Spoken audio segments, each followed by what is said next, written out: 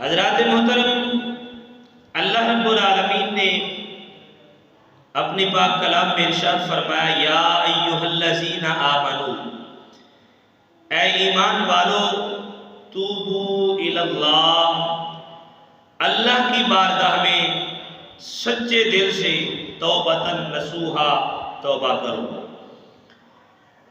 اس آیت میں اہل ایمان کو ہدایت کی جا رہی ہے کہ اگر اس سے پہلے جہالت، کم فہمی یا بشری کمزوری کی وجہ سے تم سے غلطیاں سرزد ہوتی رہی ہیں تو وقت ضائع نہ کرو، فوراً اللہ کے حضور میں سچے دل سے توبہ کرو تاکہ تمہارا رحیم و کریم خدا تمہارے گناہوں کو فرمائے مٹا دے، اپنی رحمت کے کرم سے فرمائے اپنی رحمت کے دامن میں چھپا لے۔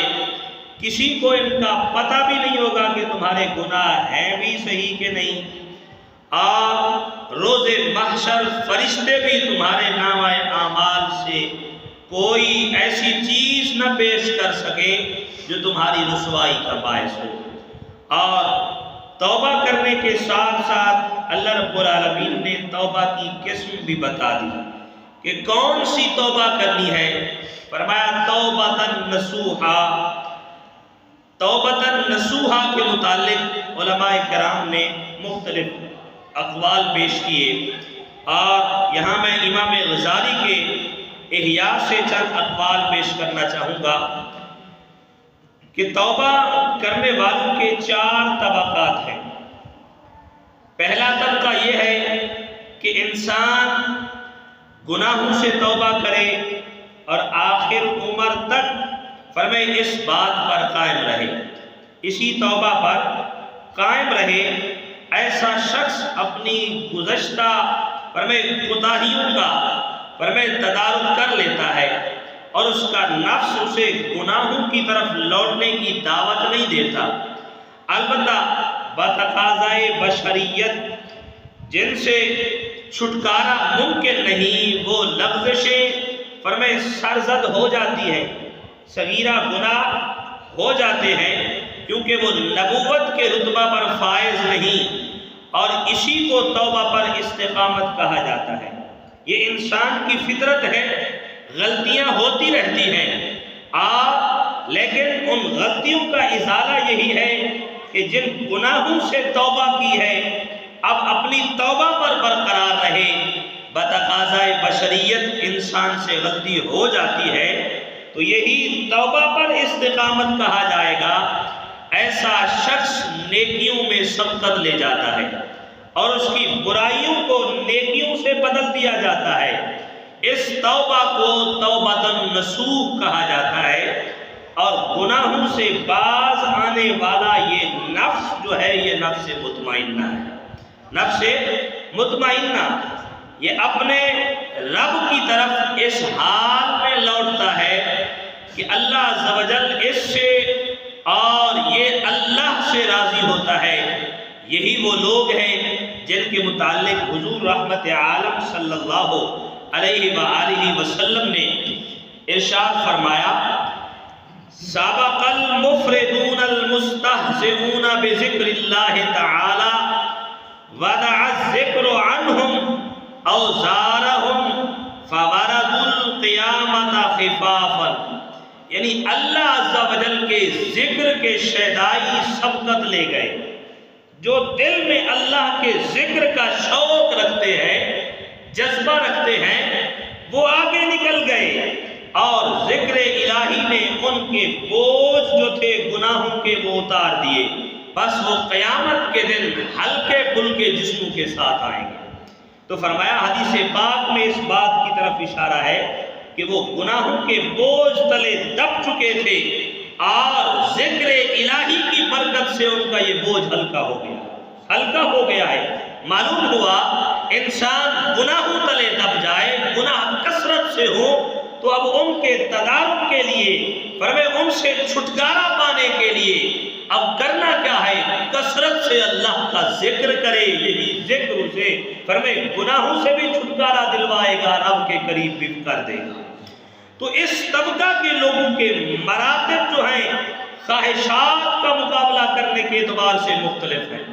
کچھ کی خواہشات معرفت کے غلبہ سے دب جاتی ہیں تو نفس سے مقابلہ کرنا ان کے لیے آسان ہو جاتا ہے، اور ان کے لیے راہ سلوک میں بھی کوئی رکاوٹ نہیں ہوتی۔ اور بعض لوگ وہ ہیں جو ہر وقت نفس سے مقابلہ کرتے رہتے ہیں، لیکن وہ نفس سے مجاہدے اور اسے مغلوب کرنے کی قوت بھی رکھتے ہیں، مجاہدے میں رہتے ہیں۔ اب نفس خواہشات کرتا ہے، یہ اس کی خلاف ورزی کرتے ہیں۔ فرمائے نفس دنیا کی خواہش کرتا ہے، یہ اس خواہش کو مٹاتے ہیں۔ نفس لذیذ کھانوں کی خواہش کرتا ہے، یہ اسے پورا نہیں کرتے، مقابلے میں لگے رہتے ہیں، اور ان میں یہ طاقت بھی ہوتی ہے کہ اس کا مقابلہ کر سکے۔ اسی طرح مقابلہ کرنے والوں کے درجات میں کثرت و قلت اور مدت و نوعیت جو ہے مختلف اعتبار سے ہوتی ہے، اور عمر کے اعتبار سے بھی درجات جو ہیں ان کے مختلف ہوتے ہیں۔ کچھ توبہ کرتے ہی فوت ہو جاتے ہیں، آخری لمحات تھے توبہ کی، فوت ہو گئے۔ آپ ایسے لوگ قابل رشک ہوتے ہیں کیونکہ وہ سلامتی کے ساتھ اور کوتاہی کے ارتکاب سے پہلے ہی رب کی بارگاہ میں پہنچ گئے۔ آپ بعض توبہ کے بعد عرصہ دراز تک زندہ رہتے ہیں، ان کا مجاہدہ اور صبر دیر تک ہے، ان کی استقامت فرمائے کہ لمبے عرصے تک ہوتی ہے اور نیکیاں کثیر ہوتی ہیں، اور یہ لوگ افضل و اعلیٰ مقام کے حامل ہوتے ہیں، کیونکہ نیکی جو ہے یہ ہر گناہ کو مٹا دیتی ہے۔ اللہ نے قرآن کے اندر فرمایا ان الحسنات یذہبن السیئات، فرمائے نیکیاں جو ہے یہ گناہوں کو مٹا دیتی ہیں۔ تو جب بندہ فرمائے اپنے نفس کا مقابلہ کرتا ہے اور ساتھ میں نیکیاں بھی کرتا رہتا ہے، نیکیاں بھی کرتا ہے، کوئی غلطی کوئی لغزش کوئی گناہ سرزد ہوتا بھی ہے تو رب تعالیٰ ان نیکیوں کے صدقے وہ گناہ مٹا دیتا ہے۔ تو فرمایا یہی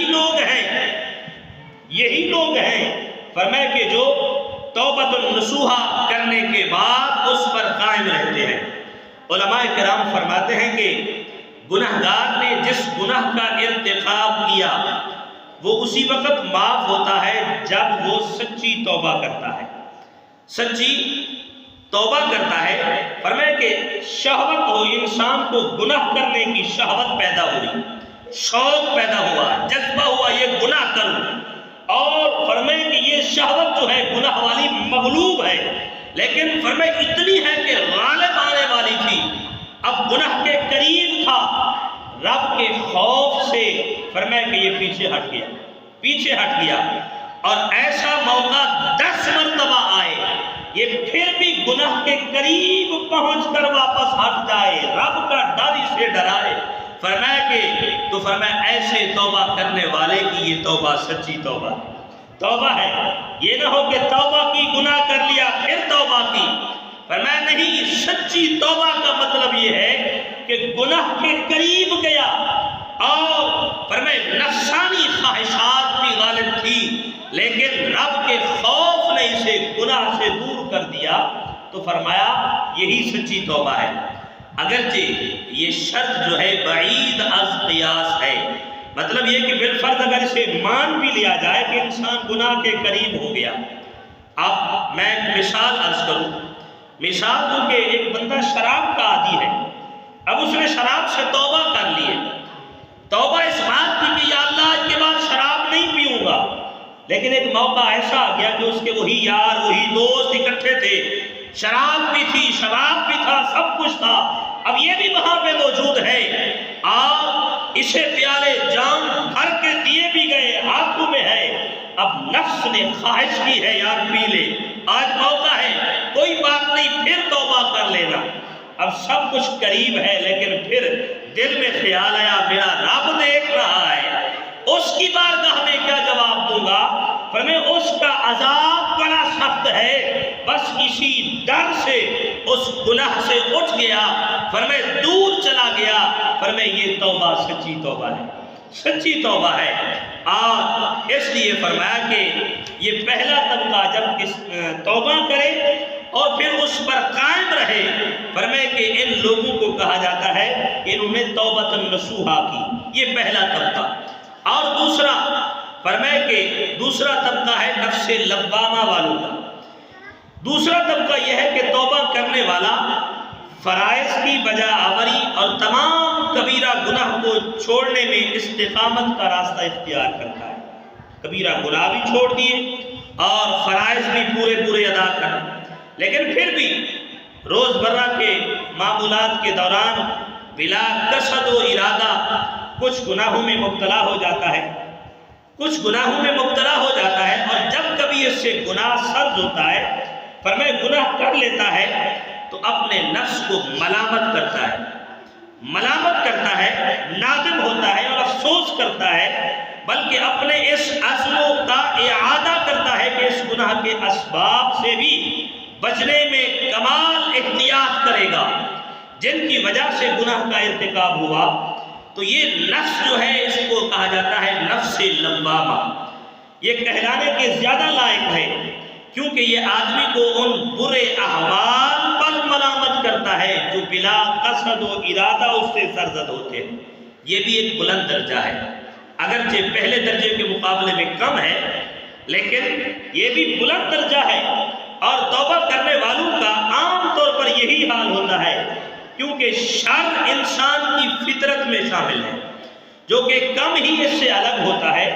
لہذا فرمائے کہ جب نفس جو ہے انسان کو گناہ پر ملامت کرے، اگرچہ اس نے ارادہ پر نہیں کیا، بلا ارادہ ہو گیا، بلا ارادہ کوئی بات ہو گئی، تو فرمایا پھر نفس جو ہے ملامت کرتا ہے۔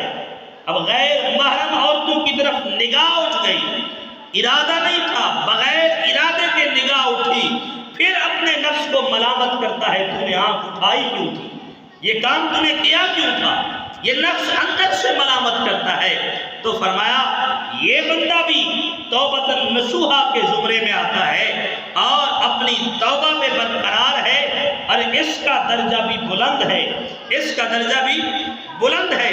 تو فرمایا انسان کی بھرپور کوشش کا نتیجہ یہی ہے کہ اس کی اچھائی اس کی برائی پر غالب آ جائے۔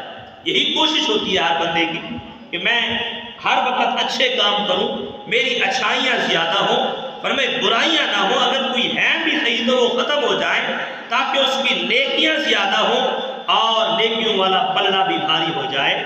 جہاں تک اس بات کا تعلق ہے کہ گناہوں کا پلڑا بالکل ہی خالی ہو تو فرمائے یہ بہت بعید ہے، یہ ایسا نہیں ہو سکتا۔ یہ انہی لوگوں کے لیے اللہ تعالیٰ کی طرف سے اچھا وعدہ ہے جو بندہ یہ خواہش رکھتا ہے کہ یار میرا جو ہے گناہوں والا پلڑا بالکل خالی ہو اور میرے پاس صرف نیکیاں ہوں۔ یہ انبیاء کے علاوہ انسان کے بس کی بات نہیں ہے، انسان کے بس کی بات نہیں ہے کہ اس سے کوئی نہ کوئی گناہ تو سرزد ہو ہی جاتا ہے۔ اور اس لیے رب العالمین نے قرآن میں انہی لوگوں کے متعلق فرمایا الذین یجتنبون کبائر الاسم والفواحش الا اللمم، فرمایا کہ جو وہ لوگ جو بڑے گناہوں اور بے حیائیوں سے بچتے ہیں مگر اتنا کہ گناہ کے پاس گئے اور رک گئے، الا اللمم، فرمایا گناہ کے پاس گئے اور رک گئے تو سن لے ان ربک واسع المغفرہ، اللہ کی بخشش جو ہے وہ بے حساب ہے، بے حساب ہے۔ فرمایا یہ غلطی تو ہوئی نہ، گیا تو صحیح گناہ کے قریب، یہ تو ہم عام بندوں کے لیے، عام انسانوں کے لیے فرمایا کہ ہم سمجھتے ہیں کہ گناہ سے بچ گئے، یہ گناہ ہم سے نہیں ہوا، اور اگر چھوٹی موٹی غلطی کر بھی لیں تو فرمایا اس پر نادم بھی نہیں ہوتے، لیکن اگر اس سے اوپر جائیں صوفیاء کا درجہ تو ذرا سی فرمایا غلطی پر بھی فرمایا کہ نادم کیا ہوتے ہیں۔ حضرت شیخ جنید بغدادی رحمت اللہ علیہ آپ فرماتے ہیں کہ حالانکہ یہ کوئی لازم نہیں ہے اور فرض کے زمرے میں بھی نہیں ہے، لیکن یہ تقویٰ کا اعلیٰ درجہ ہے آپ فرماتے ہیں اگر میں نماز پڑھ رہا ہوں، نماز کے دوران دنیا کا خیال آ جائے تو میں نماز دوبارہ پڑھتا ہوں، نماز دوبارہ پڑھتا ہوں۔ یہ تقویٰ کا اعلیٰ ترین درجہ ہے۔ حالانکہ ہماری کیفیت کیا ہے؟ نماز ہم پڑھیں جب تک دنیا کے خیال آئے نا، ہماری نماز ہی نہیں ہے، ہماری نماز ہی نہیں۔ ہمیں تو ہر طرف کے خیالات آتے ہیں۔ کاروبار والا بندہ ہے، اسے اپنے خیالات آتے ہیں۔ فرمائے ذمہ دار بندہ ہے، اسے اپنے خیالات آتے ہیں، ہر طرف کے خیالات۔ اب یہ بھی لازم نہیں کہ خیال آئیں گے نماز نہیں ہوگی، لیکن یہ تقویٰ کا ایک درجہ ہے کہ وہ صوفیاء کرام اس بات کو بھی سمجھتے کہ اگر دنیا کا خیال آ جائے تو وہ دل ہی کیا ہے جس میں رب کی یاد ہو اور دنیا کی بھی یاد آ جائے۔ فرمائے ایسا دل نہیں، فرمائے دل کی کیفیت یہ ہو جب تعلق کو اس مالک سے جوڑا ہے تو پھر اس دل میں اس کے علاوہ کوئی اور نہ ہو، کوئی اور نہ ہو۔ اور اللہ رب العالمین نے توبہ کرنے والوں کے متعلق ارشاد فرمایا والذین اذا فعلوا فاحشۃ او ظلموا انفسهم ذکروا اللہ فاستغفروا لذنوبہم۔ جب کوئی بے حیائی یا اپنی جانوں پر ظلم کرے تو اللہ کا ذکر کر کے رب کی بارگاہ میں اپنے گناہوں کی معافی مانگے، اپنے گناہوں کی معافی مانگے۔ توبہ کی ہے، اب کوئی گناہ ہو گیا ہے، کوئی غلطی سرزد ہو گئی ہے، فوراً رب کی بارگاہ میں معافی مانگے۔ اور حضرت سیدنا علی المرتضیٰ کرم اللہ تعالی وجہ الکریم سے روایت ہے، فرمایا نبی علیہ السلام نے کہ خیارکم کل مفتن تواب، تم میں سے بہترین شخص وہ ہے جو گناہ ہو جانے پر کثرت سے توبہ کرے۔ اب گناہ تو ایک مرتبہ ہوا، غلطی ہو گئی، اب وہ کثرت سے توبہ کر رہا ہے، جب بھی دیکھتے ہو رب کی بارگاہ میں ذکر میں مشغول ہے، رب سے اپنے گناہوں کی معافی مانگ رہا ہے، رب کی بارگاہ میں توبہ کر رہا ہے کثرت سے۔ میں اکثر یہ کہا کرتا ہوں توبہ اس لیے نہیں کی جاتی کہ گناہ کوئی ہوگا پھر ہم توبہ کریں گے۔ توبہ کا دروازہ رب نے جو رکھا ہے یہ اس لیے نہیں رکھا کہ یار گناہ ہوگا تو پھر اگر گناہ نہ ہوا تو توبہ نہیں کریں گے۔ فرمایا توبہ جو ہے بذات خود ایک بہترین عبادت ہے، بہترین عبادت ہے، یہ انبیاء کا شیوا ہے۔ اور امام الانبیاء صلی اللہ علیہ وسلم کی ذات اقدس کے بارے میں ہم کیا سوچ سکتے ہیں؟ یہ خیال کرنا بھی ہمارے لیے فرمائے محال ہے کہ ان سے کوئی غلطی ہوئی ہو۔ کریم آقا صلی اللہ علیہ وسلم کثرت سے توبہ کیا کرتے تھے، کثرت سے کیا کرتے تھے۔ یہ بات یہ عمل کر کے اپنی امت کو بتایا کہ توبہ اس لیے نہیں کہ تم گناہ کرو پھر توبہ ہوگی۔ فرمایا توبہ بذات خود ایک بہت بڑی عبادت ہے، جب تم توبہ کرو گے رب تمہارے درجات بلند کرے گا، درجات بلند کرے گا۔ اور نبی الانبیاء صلی اللہ علیہ وآلہ وسلم نے ارشاد فرمایا المؤمن کالسنبلۃ یفیء احیانا ویمیل احیانا۔ فرمائے مومن گندم کی بالی کی طرح ہے، کبھی یہ پھلتا پھولتا ہے اور کبھی مرجھا جاتا ہے، کبھی مرجھا جاتا ہے۔ جب یہ نیک اعمال کی کثرت کرتا ہے تو فرمائے یہ پھلتا پھولتا ہے اور اس کی نیکیوں میں اضافہ ہوتا ہے، اس کے درجات میں اضافہ ہوتا ہے، اس کے مقام بلند ہوتا ہے۔ اور جب اس سے غلطیاں ہوتی ہیں، گناہ ہوتے ہیں تو یہ مرجھا جاتا ہے۔ اور جب کوئی پودا مرجھا جائے اس کے لیے کیا ہوتا ہے؟ اب مالی کا کام ہوتا ہے اس کی دیکھ بھال کرنا، تو اللہ رب العالمین نے ہمیں مالی کی صورت میں امام الانبیاء عطا فرمائے، مالی کی صورت میں ہمیں قرآن کے احکام عطا فرمائے۔ فرمائے جب بھی گناہوں کی وجہ سے دل مرجھانے لگے فرمائے قرآن کے ساتھ تعلق جوڑ لو، فرمائے دل پھر پھل اٹھے گا، فرمائے کھل اٹھے گا، فرمائے کہ تمہارا چہرہ پھولوں کی طرح چمک اٹھے گا۔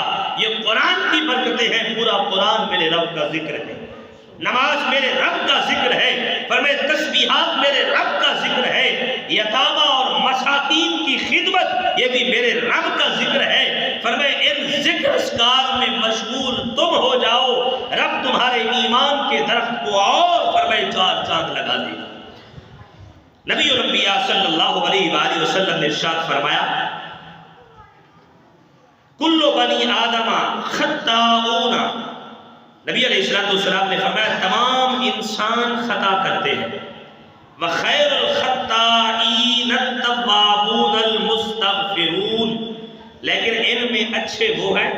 اب ایک تو تمام انسان خطا کرنے والے ہیں، یہ بات بتائی، اور خطا کرنے والوں میں فرمایا پھر اچھے وہ جو توبہ بھی کرتے ہیں رب سے اپنی بخشش بھی مانگتے ہیں، رب سے بخشش بھی مانگتے ہیں، یہ سب سے اچھے ہیں۔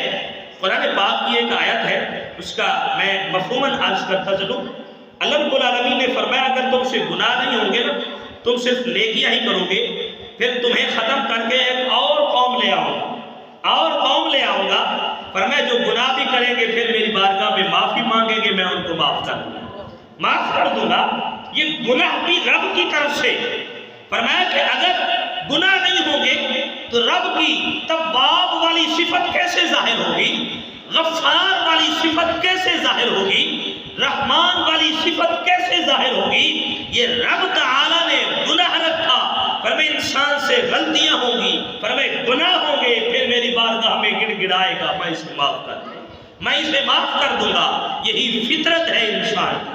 اور نبی علیہ السلام نے ارشاد فرمایا المومن واحد واقع، یعنی مومن رب تعالیٰ سے اپنا تعلق کمزور اور مضبوط کرنے والا ہے، کمزور بھی کرتا ہے، اپنا تعلق مضبوط بھی کرتا ہے۔ کیسے؟ فرمایا کہ فَخَيْرُهُمْ مَنْ مَاتَ عَلَىٰ رَقْعِهِ، اور ان میں سے بہتر وہ ہے جو تعلق مضبوط کرتے ہوئے انتقال کر جائے۔ مطلب یہ تھا کہ تعلق کمزور اس وقت ہوتا ہے جب انسان گناہوں میں لگ گیا، رب کی نافرمانیوں میں لگ گیا، رب کے احکامات سے منہ موڑ لیا، اس کا تعلق رب سے کمزور ہو جاتا ہے، تعلق کمزور ہو جاتا ہے۔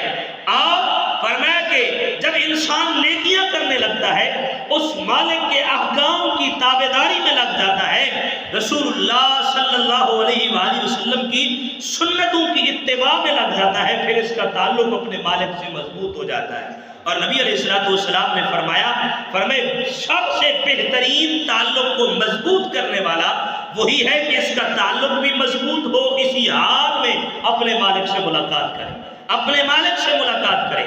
کون یہ نہیں چاہتا کہ یار میں نماز پڑھتے ہوئے مجھے موت آ جائے؟ کون یہ نہیں چاہتا کہ یار میں قرآن پڑھ رہا ہوں اسی حال میں اجل کا فرشتہ آ جائے؟ کون یہ نہیں چاہتا کہ یار میں صدقات و خیرات کر رہا ہوں، ذکر اذکار میں مشغول ہوں، اسی حال میں میرا موت کا پروانہ آ جائے؟ فرمایا ہر بندہ مومن کی یہ خواہش ہے۔ تو پھر ہم آج سے یہ فرمائے اپنے دل سے یہ وعدہ کیوں نہیں کرتے کہ یار ہر وقت ہم رب کے احکامات کی تابعداری میں رہیں گے، تاکہ کہیں ایسا وقت نہ آئے کہ جب ہم نافرمانی میں ہوں ادھر سے موت کا پروانہ آ جائے۔ اور پھر کیا ہوگا؟ ادھر سے فرمائے کہ نافرمانی میں گزرے ہوئے وقت، اور یہ بھی یاد رکھیے رسول اللہ صلی اللہ علیہ وسلم نے فرمایا جس حال میں موت آئے گی قیامت کے دن اسی حال میں اٹھایا جائے گا، اسی حال میں اٹھایا جائے گا۔ آج گناہ کرتے ہوئے موت آ گئی تو کل قیامت کے دن قبر سے اٹھے گا وہی گناہ کر رہا ہوگا، وہی گناہ کر رہا ہوگا۔ آج زنا کرتے ہوئے موت آئی، کل وہی گناہ ہوگا۔ آج شراب پیتے ہوئے موت آئی، فرمائے وہی گناہ کرتے ہوئے اٹھے گا۔ اس لیے اپنے دل کو رب کی بارگاہ میں لے آئیے، اور یا ایھا الذین آمنوا توبوا الی اللہ، اے ایمان والو آ جاؤ اللہ کی بارگاہ میں۔ فرمائے رب تو پکار رہا ہے، آ جاؤ میری بارگاہ میں۔ فرمائے اب وقت ہے لوٹنے کا، سانس کا پتہ نہیں، سانسیں کم ہو رہی، موت ہر وقت سانس سے بھی زیادہ قریب ہے۔ حضرت اویس قرنی رضی اللہ تعالیٰ عنہ فرمایا کرتے تھے موت کو اپنے اتنا قریب سمجھ، فرمائے جتنا فرمائے تیرے سرہانے تکیہ تیرے سر کے قریب ہے، موت اس سے بھی زیادہ تیرے قریب ہے۔ فرمایا کہ تو کیا سمجھتا ہے میری زندگی گزر رہی؟ ارے ایک سانس نکلی، فرمائے اس کے پیچھے دوسری سانس ہے، اور جو سانس چل رہی ہے ہو سکتا ہے یہی آخری سانس ہو۔ اگلی سانس کا انتظار بھی نہ کر، اپنے رب کی بارگاہ میں آ جا، فرمائے معافی مانگ لے، اور اگر معافی مانگتے ہوئے بھی تجھے موت آ گئی نہ، رب بخشش کا پروانہ عطا فرمائے۔ بخاری کی روایت مشہور روایت ہے، بارہا علماء بیان کرتے ہیں، ایک قاتل تھا جس نے 99 قتل کیے تھے۔ اب دل میں خیال آیا کہ میں جاؤں رب کی بارگاہ میں معافی مانگ لوں اپنے گناہوں کی۔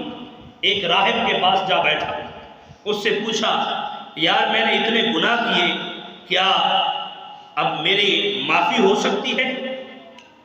وہ اس نے کہا نہیں تیری معافی نہیں ہو سکتی، تو نے تو اتنے گناہ کیے۔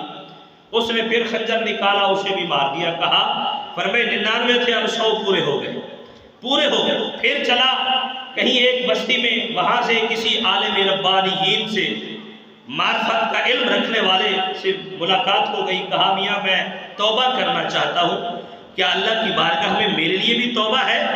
میں نے اتنے گناہ کر رکھے ہیں۔ کہا ہاں توبہ ہے۔ اس مالک کی بارگاہ میں توبہ کا دروازہ آخری سانس تک کھلا ہوا ہے، کھلا ہوا ہے۔ کہا پھر مجھے توبہ کرواؤ۔ کہا فلاں بستی میں چلا جا، وہاں اللہ کے پیارے رہتے ہیں، ان کے پاس بیٹھ جا، رب تیرے سارے گناہ معاف کرے گا۔ فرمایا سچی توبہ کر۔ اب یہاں سے چل پڑا، یہ بخاری مسلم کی روایت ہے۔ فرماتے وہاں سے چل پڑا، ابھی آدھا راستہ نہیں ہوا تھا، موت کا فرشتہ آ گیا۔ اب نیت تو ارادہ تو کر کے جا رہا تھا، لیکن ابھی تک توبہ کی نہیں تھی، ابھی آدھا راستہ بھی نہیں ہوا تھا، تھوڑا یعنی آدھے سے ابھی پیچھے تھا۔ موت کا فرشتہ آ گیا۔ اب ادھر سے جنت کے فرشتے بھی آ گئے، ادھر سے دوزخ کے فرشتے بھی آ گئے۔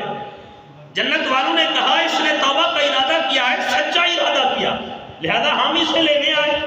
جہنم والوں نے کہا ابھی توبہ کی تو نہیں تھی نا اس نے، فرمایا کہ ارادہ کیا تھا، اور فرمایا کہ اس لیے ہم اسے لے کر جائیں گے۔ اب فرشتوں میں آپس میں تکرار ہوا۔ اللہ نے انسانی صورت میں ایک اور فرشتہ بھیجا، جاؤ ان کا فیصلہ کر کے آؤ، فیصلہ کر کے آؤ۔ میرا مالک جب بخشنے پہ آئے تو اس انداز سے بھی بخشتا ہے۔ فرمایا کہ فرشتہ آیا، اس نے کہا جی کیا معاملہ ہے؟ کہا جی ہم جنت سے آئے اور یہ بندہ جو ہے ہم اس کو لینے آئے ہیں، اس نے توبہ کا سچا ارادہ کر رکھا، جا رہا تھا نیکی کی طرف، اس لیے اس کی موت واقع ہو گئی، تو یہ نیک ایمان پہ مرا ہے، ہم اسے لے جائیں گے۔ جہنم والے کہتے نہیں یہ گناہ کرتا رہا، ابھی توبہ کی نہیں اس نے، لہذا ہم اسے لے کر جائیں گے۔ اس نے کہا میاں فیصلہ یہ ہے کہ ادھر سے بھی زمین ناپ لو، ادھر سے بھی ناپ لو، جس طرف سے زمین کم ہوگی وہی لے جائیں گے، وہی لے جائیں گے۔ اب فرمائے جہاں سے آ رہا تھا یہاں سے زمین تھوڑی تھی، جہاں جانا تھا وہاں زیادہ تھی۔ اب اللہ نے زمین کو حکم دیا، رحمت عالم صلی اللہ علیہ وسلم فرماتے ہیں اللہ نے زمین کو حکم دیا ادھر والی تو زیادہ ہے، تھوڑی سمٹ جانا، سمٹ جا، میں نے اپنے بندے کو بخشنا ہے، اب زمین تو سمٹ جا۔ فرمائے ادھر والی زمین جنت والی جو تھی وہ کم ہو گئی، فرمائے کہ اور جو نافرمانی والی وہ فرمائے زیادہ تھی۔ اور فرشتوں نے جب ناپ کی تو فرمائے وہ زمین کم، جنت والے کہنے لگے دیکھا ہم نے کہا تھا نا یہ ہمارا ہے، ہمارا ہے۔ ارے جب سچے دل سے بندہ اس کی بارگاہ میں جاتا ہے نا تو اللہ رب العالمین اپنے بندے کو معاف فرما دیتا ہے، اتنے گناہ بھی کیے ہو۔ میں نے پچھلے جمعہ بھی یہ جملہ کہا تھا، اگر بندے نے 50 سال نافرمانی میں گزارے، اب اس کے لیے یہ ضروری نہیں ہے کہ وہ 50 سال رب کی عبادت کرے تو پھر گناہ معاف ہوں گے۔ فرمایا نہیں، رحمت عالم صلی اللہ علیہ وسلم فرماتے ہیں تو ایک لمحے کے لیے رب کی بارگاہ میں سچے دل سے توبہ کر لے، اس کی بارگاہ میں جھک جا، ایک آنسو بھی بہائے گا رب تیرے 50 سال کے گناہ معاف فرما دے۔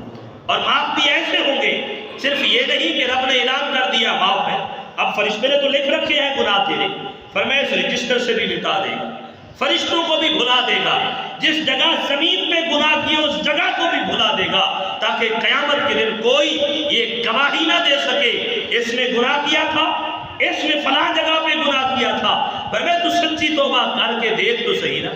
یہاں پہ یہ بات کہ انسان فرمایا کہ توبہ کے لیے جا رہا تھا، اور جامع ترمذی کی ایک روایت ہے، رحمت عالم صلی اللہ علیہ وسلم فرماتے قیامت والے دن ایک بندہ رب کی بارگاہ میں پیش ہوگا، اس کے پاس نیکیوں کا کوئی حساب نہیں ہوگا، نیکیاں ہوں گی نہیں، سارے 99 دفتر ہوں گے گناہوں کے، 99 دفتر گناہوں کے۔ اب رب تعالیٰ اسے اپنی رحمت کی چادر میں چھپائے گا اور پوچھے گا اے بندے یہ گناہ کیا تھا، یہ کیا تھا، یہ ہاں جی۔ فرشتے اسے لے کر جہنم کی طرف جانے لگیں گے، اللہ فرمائے گا رک جاؤ، اس کا نام اعمال دوبارہ دیکھو، دوبارہ دیکھو۔ مولا تو علیم بذات الصدور ہے، ہم نے اس کے سارے گناہ دیکھے ہیں، اس کے پاس ایک بھی نیکی نہیں ہے، سارے گناہ ہی ہیں۔ اللہ فرمائے گا اس کی ایک نیکی میرے پاس ہے جو تمہارے پاس نہیں ہے۔ اب یہ کیسے ہو سکتا ہے؟ یار جو بھی عمل کرتے ہیں فرشتہ لکھ لیتا ہے، ہم جس کام کا ارادہ کرتے ہیں فرشتے جانتے ہیں، لکھ لیتے ہیں۔ اللہ رب العالمین فرمائے گا ملائکہ اس کی ایک نیکی میرے پاس ہے، مولا نیکیاں تو ہم نے ساری لکھی ہیں، گناہ بھی سارے لکھے ہیں، اس کی نیکیاں ہیں نہیں، سارے گناہ ہی ہیں۔ اللہ فرمائے گا اے میرے بندے، ایک رات جب رات ڈھلی تھی، رات کا پچھلا آخری پہر تھا، فرمائے تیری آنکھ کھلی، تہجد کا وقت تھا، تو نے سوچا اے بندے اٹھ، آج تو توبہ کر لے رب کی بارگاہ، آج تو توبہ کر لے، تو نے بس یہ ارادہ کیا اور شاید بدلی تجھے نیند آ گئی، تیری وہی توبہ کے ارادے والی نیکی میرے پاس محفوظ ہے، میں نے اسے ایک نیکی کا صدقہ تیرے گناہ معاف فرما دی، معاف فرما دیے۔ ایسے نہیں میرے کریم نے فرمایا یا ایھا الذین آمنوا توبوا الی اللہ توبۃ نصوحا، اے ایمان والو آؤ رب کی بارگاہ میں آؤ، فرمائے اپنے مالک سے صلح کر لو، فرمائے صلح تم کرو گے وہ مالک تمہارے تمام گناہ مٹا دے گا، تمام گناہ مٹا دے گا۔ ایک بندہ حضور کی بارگاہ میں آیا، نیا نیا اسلام قبول کیا، عرض کرنے لگا یا رسول اللہ میں کلمہ تو پڑھ لوں لیکن میرے کفر والے جتنے گناہ تھے ان کا کیا ہوگا، کیا ان کی معافی مل جائے گی؟ میں نے تو کئی مسلمانوں کو قتل کیا ہے، مسلمانوں کو تکلیفیں اذیتیں دی ہیں۔ میرے کریم نے فرمایا جو گناہ کیے تھے وہ پہلے تھے، جب تو نے کلمہ طیبہ لا الہ الا اللہ محمد رسول اللہ پڑھ لیا ہے، رب تیرے پچھلے سارے گناہ معاف فرما دے گا۔ تو اس لیے انسان کے لیے اتنا آسانی رب کی بارگاہ میں بخشش ہے، آسان بخشش ہے، اور پھر بھی انسان ہے کہ اس بات کی طرف توجہ نہیں کرتا کہ یار میرے اتنے گناہ، اور آج ہم اس بات میں بڑے ڈٹے ہوئے ہیں، سوچتے ہیں کہ یار گناہ کیے ہیں اب نیک کام کریں گے تو ٹھیک ہے، اگر نہیں کیے یار وہ مالک بڑا کریم ہے۔ یہاں پہ میں بطور مثال اس بات کو عرض کروں، نماز کی طرف بلایا جب کہتے مالک بڑا کریم ہے معاف کر دے گا، نیکی کی طرف نہیں آتے۔ اگر اسی بندے کو دیکھا جائے دنیا کمانے کے لیے چاہے سمندر پار بھی جانا پڑے جاتا ہے، اس بندے کو اگر یہ کہا جائے یار وہ مالک تو بڑا رزاق ہے، کریم ہے، وہ رزق بھی تجھے گھر بیٹھ کے دے گا، کہتے تو پاگل ہو گیا، یہ رزق تو محنت کرنے سے ملتا ہے۔ تو کیا فرمائے کہ رب کا حکم نہیں ہے محنت کرو؟ بالکل ہے، تو رب کا حکم یہ بھی تو ہے نا گناہ کرنے کے بعد توبہ بھی کرو، نیک اعمال بھی کرو۔ نیکی والے کاموں میں تو کہتا ہے وہ مالک بڑا کریم ہے، اور جب اپنا مطلب دنیا کا ہے تو فرمایا پھر وہ کریم نہیں ہے، تو نے دنیا میں تو اس کو کریم نہیں مانا، آخرت کے معاملے میں کریم مان رکھا ہے، فرمایا حساب بڑا سخت ہے، اس لیے جیسا دنیا کے معاملے میں تو نے اسے مان رکھا ہے، فرمایا کہ آخرت کے معاملے میں بھی ویسا ہی مان، اور جیسا آخرت کے معاملے میں تو نے یہ یقین بنا رکھا ہے کہ وہ بڑا قریب ہے معاف کر دے گا۔ نیک اعمال تو کرے یا نہ کرے، توبہ کرے نہ کرے، وہ معاف کر دے گا۔ ارے جب معاملہ ایسا ہے تو وہ مالک ہے، وہ رزق بھی گھر میں بیٹھے دے سکتا ہے، پھر اتنی محنت کرنے کی کیا ضرورت ہے؟ ایسی بات نہیں ہے رب کی بارگاہ میں، اگر ایسی بات ہوتی تو اولیاء کرام ساری زندگی اتنی محنتیں نہ کرتے، اتنی محنتیں نہ کرتے۔ حضور غوث اعظم فرماتے ہیں کہ میں نے سمندر میں دریا میں کھڑے ہو کر ایک پاؤں پہ کھڑے ہو کر 1.25 لاکھ مرتبہ میں نے قرآن ختم کیا ہے، قرآن ختم کیا۔ اتنی محنتیں کیوں کی ہیں؟ فرمائے کہ 40 سال عشاء کے وضو سے صبح کی نماز پڑھتے رہے، ساری رات رب کی عبادت میں رہے۔ رسول اللہ صلی اللہ علیہ وسلم اللہ کے محبوب ہے، تمام مخلوق کے لیے رحمت ہے، لیکن محبوب علیہ السلام صحابہ فرماتے ہیں رات کو اتنی عبادت کرتے کہ پیروں پہ برف آ جاتی۔ خود رب نے کہہ دیا یا ایھا المزمل قم اللیل الا قلیلا، محبوبہ اتنا نہ جا گیا تھا، اتنا نہ جا گیا تھا، فرمائے کہ تیرے پیروں پہ برف آ جائے، تیرے رب کو یہ برداشت نہیں ہوتا تو تکلیف اٹھائے۔ ارے رب تو اپنے محبوب سے اتنا، لیکن رب نے پھر بھی یہ نہیں کہا محبوبہ عبادت کرنی نہیں ہے، کرنی نہیں ہے، لیکن اللہ نے فرمایا محبوب عبادت کرنی ہے، اتنی زیادہ مشقت نہ کریے اپنے بارے۔ وَلَسَوْفَ يُؤْتِيكَ رَبُّكَ فَتَرْضَىٰ، ہم آپ کو راضی کریں گے۔ اللہ اپنے محبوب سے یہ کلام فرما رہا، ہم آپ کو راضی کریں گے، اور محبوب ہے ساری رات عبادات میں، کبھی جنت البقیع میں، کبھی غار حرا میں، کبھی غار ثور میں، کبھی کہیں پہاڑیوں میں، فرمائے محبوب عبادات کر رہے، کس لیے؟ اللہم اغفر لامتی، اور امتی کا کیا حال ہے؟ کہتا ہے جی میرا رب بڑا کریم ہے، نماز پڑھوں نہ پڑھوں، قرآن پڑھوں نہ پڑھوں، وہ معاف کر دے گا۔ ایسے معاف کرے، بخشش مفت میں نہیں رکھی ہوئی وہاں، اس کے لیے بھی رب کی بارگاہ میں جھکنا ہے۔ کم سے کم کبھی اپنے دل سے اکیلے میں بیٹھ کے یہ بات پوچھ تو صحیح نا، یار تو یہ جو عمل کر رہا ہے کیا یہ تو عمل ٹھیک ہے؟ اور رب کی نافرمانی میں دوڑ رہا ہے یہ ٹھیک ہے؟ اور فرمائے کہ دنیا کا خزانہ کوئی بندہ اپنے دل سے یہ پوچھے، میں کہتا ہوں کسی عالم سے، کسی پیر سے، کسی شیخ سے پوچھنے کی ضرورت نہیں، اپنے دل سے پوچھ یار یہ لاکھوں کروڑوں جو تم نے کمائے کیا تجھے قبر کے عذاب سے بچا لیں گے؟ قبر کے عذاب سے بچا لیں گے؟ کہیں بھی قرآن میں، کہیں بھی حدیث میں یہ نہیں آیا کہ دنیا کا مال عذاب قبر سے، جہنم کے عذاب سے بچا سکے گا۔ ہاں یہ بات تو احادیث میں بھی آئی، یہ بات تو قرآن میں بھی آئی کہ نماز پڑھو گے نماز عذاب قبر سے بچائے گی، قرآن پڑھو گے قرآن جہنم کے عذاب سے بچائے گا، اللہ کے رسول سے محبت کرو گے یہ محبت تمہیں آخرت میں نجات دلائے گی۔ یہ باتیں تو ہمیں بتائی گئی، لیکن یہ بات تو کبھی نہ بتائی کہ یار تم مال سے محبت کرو گے، نماز چاہے پڑھو یا نہ پڑھو فرمائے تمہاری بخشش ہو جائے گا۔ یہ دنیا کی عدالت نہیں ہے، یہاں پہ یہ نظام نہیں ہے کہ یار آگے MLA صاحب کو پیسے دیں گے تو ہمارا کام ہو جائے گا۔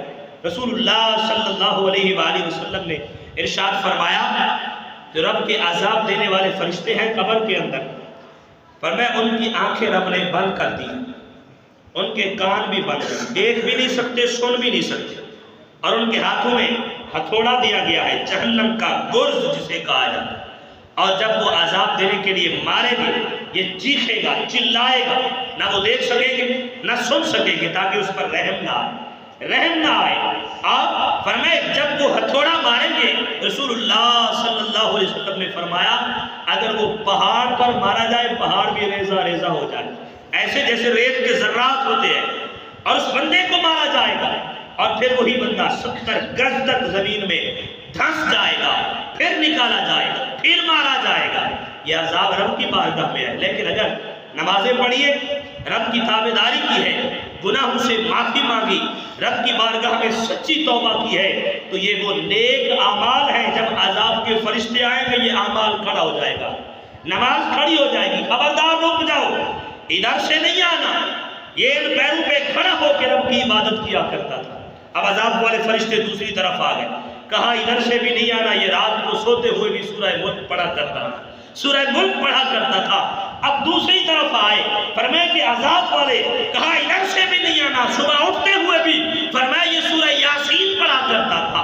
فرمایا اب سر کی طرف سے آئے فرشتے عذاب دینے کے لیے، کہا تم اس طرف سے عذاب نہیں دے سکتے، ارے یہاں پہ رب نے اس کی عقل رکھی ہے، اس عقل سے، اس دماغ سے اللہ سے محبت بھی کرتا تھا، رب کے قرآن کی تلاوت بھی کیا کرتا تھا۔ فرمایا یہاں سے بھی عذاب نہیں آئے گا۔ اب فرشتے کہاں سے آئے؟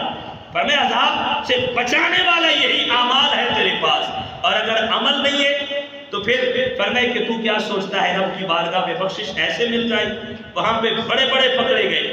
یہ واقعہ ذہن میں رکھے، نبی الانبیاء صلی اللہ علیہ وآلہ وسلم نے بنی اسرائیل کے عابد کا تذکرہ کیا، فرماتے 400 سال تک عبادت کی اس نے، اور پھر رب کی بارگاہ میں پیش ہوا تو اللہ نے فرمایا جا میں نے تجھے بخش دیا اپنی رحمت سے۔ کہنے لگا مالک میری 400 سال کی عبادت۔ اللہ نے فرمایا اچھا عبادت کا حساب لینا ہے تو پھر آ جا۔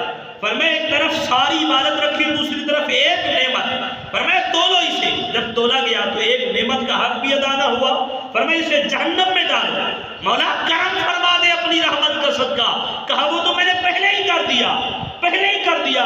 اس لیے رسول اللہ صلی اللہ علیہ وسلم نے فرمایا رب کی بارگاہ میں کبھی اپنی عبادت پہ ناز کرتے ہوئے یہ نہ کہنا مولا میں نے نماز پڑھی ہے اس کا صدقہ مجھے بخش دے۔ فرمایا نہیں، جب بھی اس کی بارگاہ میں عبادت کرو سر جھکاؤ، بخشش کی دعا جب بھی مانگو کہا کرو مولا اپنی رحمت کا صدقہ معاف کر دے، اپنی رحمت کا صدقہ معاف کر دے، یقیناً میرا رب بڑا کریم ہے، اپنی رحمت کے صدقے بخشش فرمائے۔ تو سامعین محترم، اللہ رب العالمین نے قرآن پاک میں ارشاد فرمایا یا ایھا الذین آمنوا، اے ایمان والو، توبوا الی اللہ، اللہ کی بارگاہ میں رجوع کرو، واپس لوٹاؤ اپنے مالک کی بارگاہ میں توبۃ نصوحا، فرمائے سچے دل سے خلوص نیت کے ساتھ، عسیٰ ربکم ان یکفر عنکم سیئاتکم، جب تم سچے دل سے آؤ گے نا یقیناً تمہارا رب تمہارے گناہوں کو مٹا دے گا، وَيُدْخِلَكُمْ جَنَّاتٍ تَجْرِي مِن تَحْتِهَا الْأَنْهَارُ، اور ایسے باغات میں تمہیں داخل کرے گا جہاں نہریں بہہ رہی ہوں، اور نہریں صرف یہ پانی کی نہریں نہیں ہوگی، آب کوثر کی نہر ہوگی، دودھ کی نہریں، شہد کی نہریں، شراباً طہورا کی نہریں، ایسے باغات، ایسے پھل جن کا گمان بھی ہمارے ذہن میں نہیں گزرا۔ اور نبی علیہ السلام نے فرمایا کہ پھل لگتا ہے نا، سیب کے لیے الگ پودا ہے، کیلے کے لیے الگ پودا ہے، انگور کے لیے الگ ہے، لیکن رب نے تمہارے لیے جو نعمت بنائی ہے، جنت میں درخت ایک ہوگا، ہر پھل اسی درخت سے ملے گا، ہر پھل اسی درخت سے ملے گا۔ اور ایک مرتبہ آپ نے سیب کھایا نا، اس کا ٹیسٹ الگ ہوگا۔ اب ایک سیب لیا نا، فرمایا ہم پورا سیب کھا جائیں، ٹیسٹ ایک جیسا ہوتا ہے، ذائقہ ایک جیسا ہے، لیکن فرمایا جنت کے پھل کی یہ خاصیت ہے، جب ایک پھل تم نے ہاتھ میں لیا، ایک مرتبہ کھایا، ذائقہ الگ، پھر دوبارہ اسی سے کھاؤ گے، ٹیسٹ اور آئے گا اور آئے گا۔ ایسی نعمتیں رب نے تمہارے لیے تیار کر رکھی ہے، تو یقیناً یا ایتھا النفس المطمئنہ، پھر میرے رب نے پکارا، جب تم توبہ کر لو رب کی بارگاہ میں اور اس پر قائم رہو، نیک اعمال کرتے رہو، جب روح کا پروانہ لینے فرشتہ اجل آئے گا، فرمائے کہ اس وقت اعلان ہوگا، یا ایتھا النفس المطمئنہ، اے نفس مطمئنہ، ارجعی الی ربک، اپنے رب کی طرف واپس لوٹا، ادھر سے ہی گیا تھا نا، اب واپس لوٹا، ارجعی الی ربک، لوٹا، مولا کس حال میں آؤ؟ فرمایا راضیۃ مرضیہ، اس حال میں لوٹا تو بھی ہم سے راضی ہو، ہم تجھ سے راضی ہیں، ہم تجھ سے راضی ہیں۔ اور صرف یہاں تک نہ رکا، میرے مالک نے آگے بھی فرمایا فادخلی فی عبادی، اب میرے خاص بندوں میں داخل ہو جا، وادخلی جنتی، اور میں نے جو خاص گھر تیار کر رکھا ہے اس میں داخل